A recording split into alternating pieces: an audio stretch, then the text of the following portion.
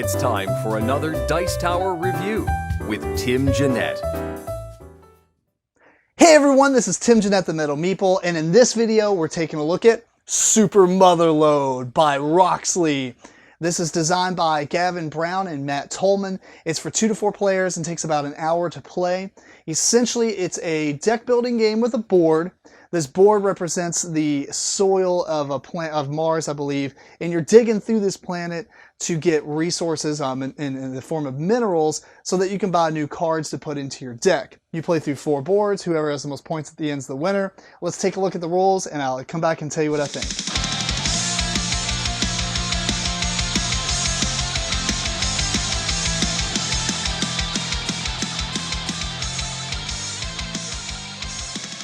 So in Super Motherload, each player receives their own deck of cards. You have 7 cards that are kind of like the basic starting cards that are going to form your deck. And then you have 4 piles of cards that match the 4 different colors of the game. Well, one's wild actually, but the other 3 match. Those are placed in a splayed pattern such as this. You can see that you place them based on the cost. So 10, 15, 20, 25. You could kind of shift them like this to see the different abilities they add. On top of that, you can see at the bottom left how many victory points they are. The deeper you go, the more they're worth. Over here we have a board, and this board's technically going to be in the middle of the table. Each player is going to play these cards and place different tokens on this board to cover up the different squares. And as you cover them up, you're going to gain the different symbols that they have. We'll kind of go over this board here in a second, but there's a little bit more setup, but we'll go over it as we talk about the components. At the start of the game, you're essentially going to draw 4 cards. But from then on, you never draw cards again unless you spend an action. Now, on your turn, you have 3 different actions that you can do, and you can do those as many times as you like. The first one is simply to draw 2 cards.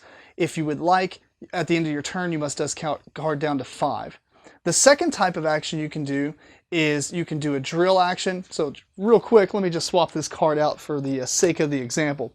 So let's say this is what we had. In this case, let's say we do a blue drill action. So we're going to spend 2 cards here. You can see that we get 2 drill symbols of teal. We're going to place those out on the table here for right now, and that'll allow us to cover up 2 spaces. Now, anytime you drill, you must do it in a straight line, and the game comes with plenty of these little hole tiles that you can place on top of this board over here, and you can combine them if you want or whatever. But in this case, they do have a 1, 2, and a 3, so we're going to take one of the 2s and place it on the board. Now, to start, somebody has to drill from top down. So you could drill like this, or you can drill sideways like so and place it here. When you place it, you're going to gain tiles equal to or the symbols that are on here. In this case, you can see that we cover up a gold and an iron. So we're going to gain these 2 things, which are worth $5. Now, anytime you gain money from a drill action, all that money has to be placed on the same pile of cards over here, and what you're trying to do is equal or exceed the cost. In this case, they're all 10 for the starting cards. Once you equal or exceed it, it goes into your discard pile. So let's place this on yellow, and then we have one more action. The third type of action you can possibly do is a bomb action.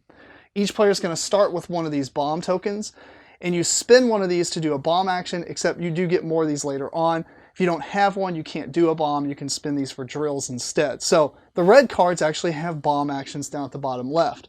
This is going to allow you to discard a bomb token and blow up the pattern that you see. In this case, we want to use this one to do a 3 bomb action, or a 3 long bomb action. And we can place it anywhere on here. Now the stipulations are it can touch the top of the soil here like so, or you can go like this if you would like. You can't touch the diagonals together. You have to actually go side to side. And it doesn't matter who placed these. Anybody who bombs or drills can attach to these as it goes down. Now, let's just say we got enough money from whatever actions we did to buy a card. Once you place enough money on there and it equals or exceeds it, all the money is discarded. You don't get change, and you're going to purchase the card. At the bottom middle, it might have an action or a type of action that will give you or grant you a bonus. In this case, it'll give you 1 more action in your turn immediately. This card would go in my discard pile along with the cards that I played this turn. If you bought like this one will actually go straight into your hand instead of going to the discard pile. You can see this one will allow you to draw 2 cards immediately. This one's pretty cool because it'll allow you to duplicate one of the mineral tokens, so like the gold and platinum and iron that you have on one of your cards over here, and you get to duplicate it. So you can take a really high costing one and actually get double the value out of it when this card's done. Now, a lot of these symbols also appear elsewhere, such as these artifact tokens. Here and here, there's 2 on this board. You can see these artifact tokens, they're placed over to the side. When you get one, you simply get to look at it in secret and keep it. You can spin this whenever you want, whereas these get played as soon as they're purchased. In this case, I can play this to draw a card and gain a bomb token. Once both of the different, let's move these out of the way. Once both the artifact tiles on the board are covered, you're going to take another board, which is level 2, this is level 1, and you choose which side or flip it over or however, and you're going to place it under here and shift it up. Now, then you're going to keep going, you're going to dig and dig and dig, and you can see there's a level 3 and a level 4. Once all the artifacts on a board are covered, then the next board comes out. Once all the artifacts on the 4th board are covered, then the game will end, and whoever has the most points is the winner. Now, like I showed you earlier, you get points from the different victory points down at the bottom left. The deeper you go, the more points they're worth. On top of that, there's going to be so many minor achievements that come out. There's 3 or 4 depending on the player counts. And they're just laying off to the side. On your turn, you can collect 1 minor and 1 major achievement, and then it gets refilled. In this case, no cards in hand at the end of this turn, so if you spend all your cards, you get to claim it. You can buy any 2 pilot, or if you bought 2 pilot cards this turn from any of your piles, you would claim it. This one, if you did a 4 drill action, if you have a 4 iron between all your different stacks of cards, and you can see there's a whole bunch of them here. They usually range, I think, 2 to 3 points. On top of that, there's major achievements off to the left, and these are going to get purchased. There's only so many of these per game. I think 3. These come out at the beginning or start of the game, and that's all that are in play. And if you bought, say for instance, you bought 2 pilots of that deck, and that deck, then you're going to claim this one as well. And most of I think all these are 5, yeah. And that's pretty much the game, other than some minor things here and there. Well, there is one last thing I will note or mention. On the board here, you have different tiles. So when you dig, you can dig in the dirt just fine. You can bomb in the dirt just fine. If it's got a rock space such as these, then you must blast them with bombs. They can only be blasted by bombs. Drills can't go through them. There are steel plates in the ground, such as these. Like in these have to be drilled through with yellow icons, blue icons, and red icons. The different colored dirt doesn't really matter. It's just how deep the dirt gets. And you can see as you go further, you get rubies and emeralds and things like that. So that's pretty much the game. Whoever has the most points at the end of the 4th board is the winner. And that's pretty much Super Motherload. I will give you a disclaimer and say that I received this as a review copy from the publisher. Now, for me, this game is pretty fun. It is a simple deck building game. You can pretty much teach anybody it really quick. There's not a lot of things you're doing on your turn, which is a good thing. The turns are fast. Sometimes players are just doing 2 draw actions and getting a handful of cards. Other times they're playing a bunch of drill actions and maybe bombing, and maybe their turn's a little longer.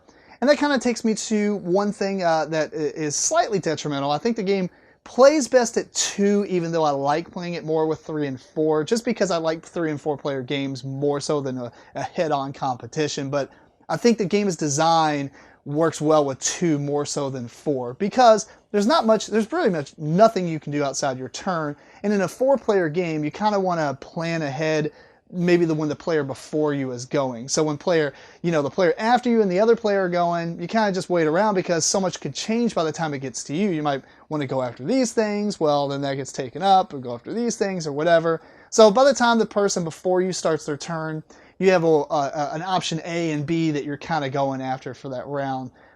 So that's just how we played it anyway. I mean, obviously your mileage may vary, but the achievements of the game, to add on to some of that, is probably a take it or leave it for me. I like the minor achievements and the major achievements, but at the same time, because they give you more victory point choices to get to win the game.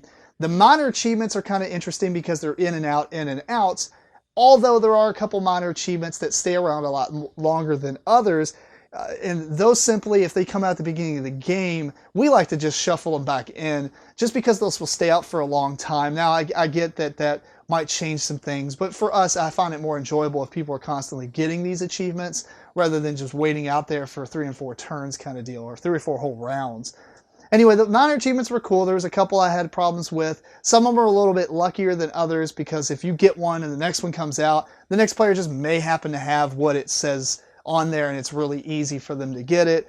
You know, other people's may have to actually work for it, you know, to collect the tokens or maybe to buy to get the cards or cycle through your deck to get in order to do like a 5 drill action, so to speak. So they're a little bit blah, you know, up and down as far as the points that they give in comparison to what you do for them.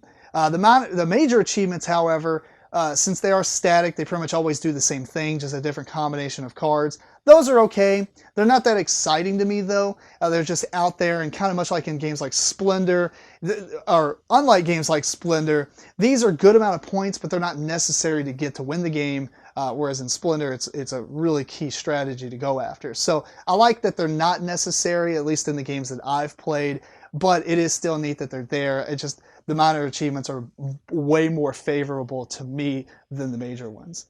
The last thing I'll say about this game is the replayability is kind of questionable. I have played it quite a few times, but every time I played it, I had new players.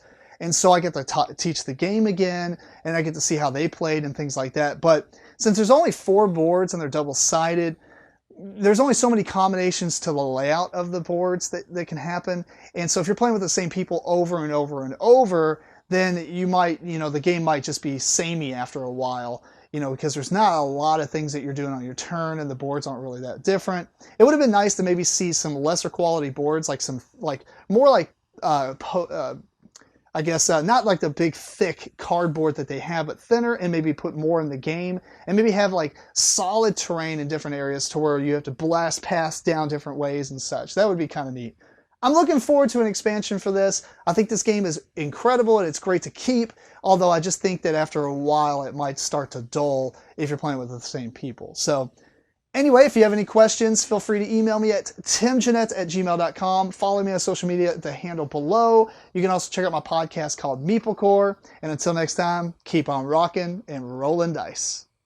Thanks so much for watching the Dice Tower videos. Find more great videos and reviews, as well as our top-rated audio podcast at Dicetower.com. You can also find other great shows at Dicetowernetwork.com. I'm Eric Summerer, and you've been watching The Dice Tower. The Dice Tower is sponsored by Cool Stuff Inc., where you can find great games for great prices. Cool stuff in stock. Check them out at CoolStuffInc.com.